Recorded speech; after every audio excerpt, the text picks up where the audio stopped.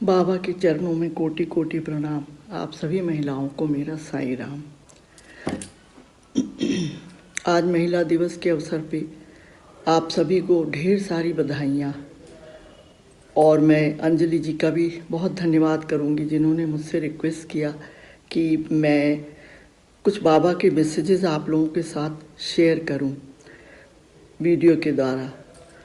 तो मुझे बड़ा अच्छा लगा कि मैं इस लायक उन्होंने मुझे समझा, और मैं बड़ी भाग्यशाली हूँ कि मैं अपने भी कुछ एक्सपीरियंसेस, लेकिन अपने एक्सपीरियंसेस क्या, भगवान बाबा के जो मैसेजेस हैं उनको आप लोगों के साथ शेयर करूं।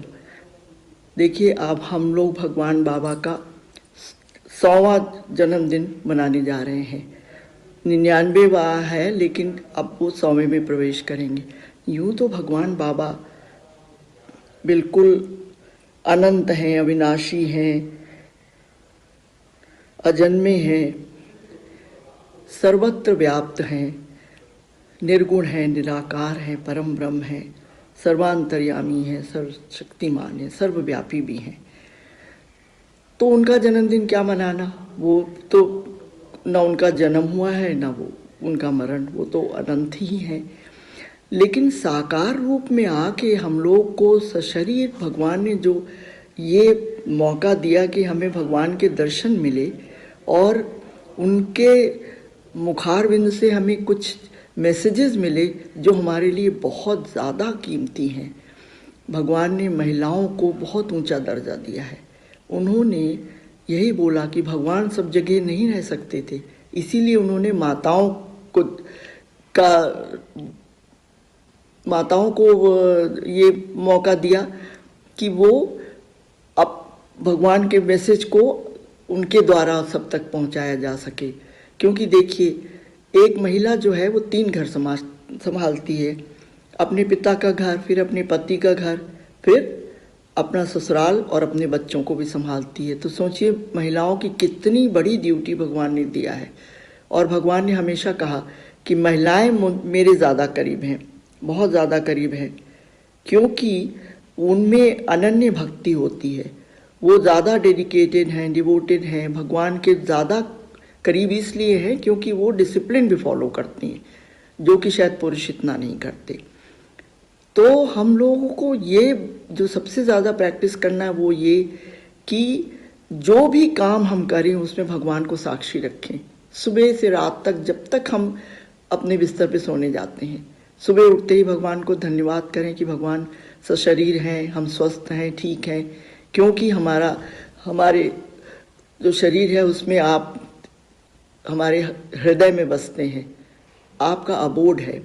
किंतु भगवान ने ये भी कहा है कि हमारा अबोध जो है वो इतना प्योर होना चाहिए, बर्फ़ की तरह से सफ़ेद हो और किसी भी गंदगी से परे हो, बहुत ज़्यादा शुद्ध हो, तभी तो भगवान उसमें रहेंगे। क्योंकि भगवान ने कहा है कि उन्होंने ऐसा सोचा था कि एको हम बहुश्यामी, मैं एक हूँ बहुत सा बन जाऊँ।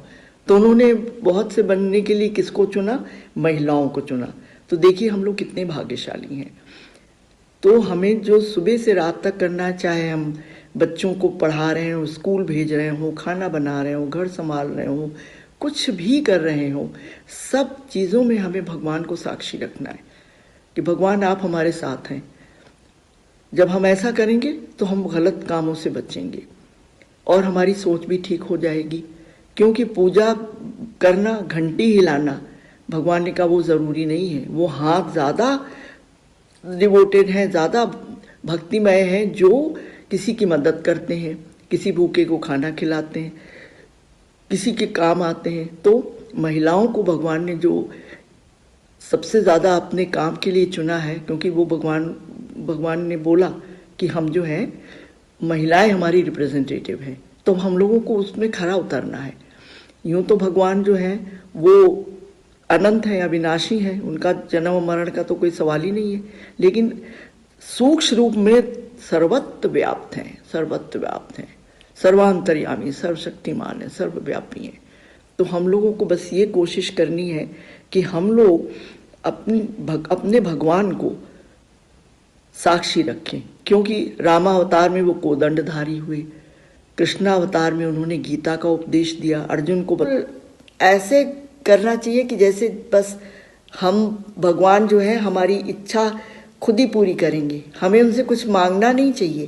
क्योंकि हम लोग कहते हैं भगवान हमें ये चाहिए वो चाहिए, और भगवान ने कई बार कहा कि मुझे कोई नहीं मांगता, सब मुझसे वर्ल्डली चीज़ें मांगने आते हैं, मटेरियल चीज़ें मांगने आते हैं।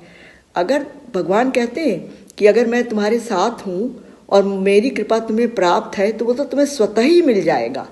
और देखिए, सरस्वती, लक्ष्मी और महाकाली पार्वती जो हैं, ये तीनों जो है शक्ति का रूप हैं और तीनों हर महिला में रहती हैं।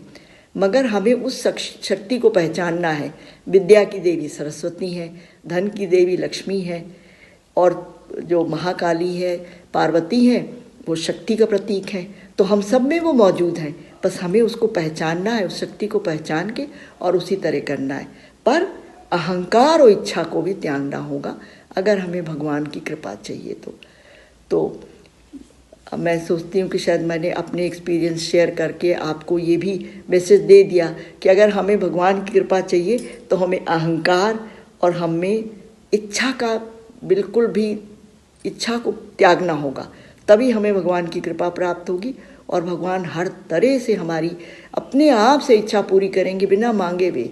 सिर्फ भगवान को यही कहना कि भगवान आप हमारे हैं, हम आपके, आप हमारे हृदय में रहते हैं, पर हमारा हृदय प्योर है, वो आपका बोर्ड है, like snow, pure and white, बिना किसी गंदगी के।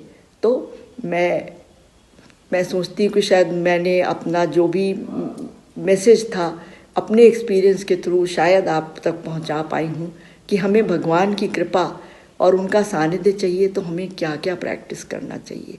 बाकी मैं आपको ये भी बताऊं कि महिलाएं जो है वो सबसे ज़्यादा प्रिय हैं भगवान को, पुरुषों से ज़्यादा, क्योंकि हर तरह से वो डिसिप्लिन और डेडिकेटेड और डिवोटेड होती हैं। साई राम, बहुत बहुत धन्यवाद। Thank you Anjali ji, thank you very much. Om Shri Sai Ram. भगवान के चरणों में मेरा कोटि प्रणाम।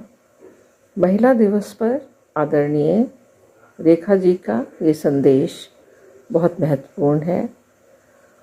उनकी जो भाव है वो अत्यंत मधुर है, उनका जो स्वभाव है बहुत ही सुंदर, व्यक्तित्व सबको आकर्षित करने वाला। स्वामी के अनन्य भक्त हैं वो, और सुमधुर भजन गायिका। उनके भजन की स्वर कानों में मिश्री घोल देते हैं। तो ऐसी रेखा जी का ये जो संदेश है, ये हमारे जीवन में भक्ति भाव को, प्रवाह को प्रवाहित करे, और हम सब उस बात को समझ सकें जो भगवान हमसे चाहते हैं। ये संदेश हमें बताता है कि वो हमसे क्या अपेक्षाएं रखते हैं। तो हम इस संदेश को समझेंगे और आगामी वर्ष में प्रभु के बताए हुए रास्ते पर चलकर स्वयं को कृतार्थ करेंगे। साईं राम। स्वामी के चरणों में मेरा कोटि कोटि नमन।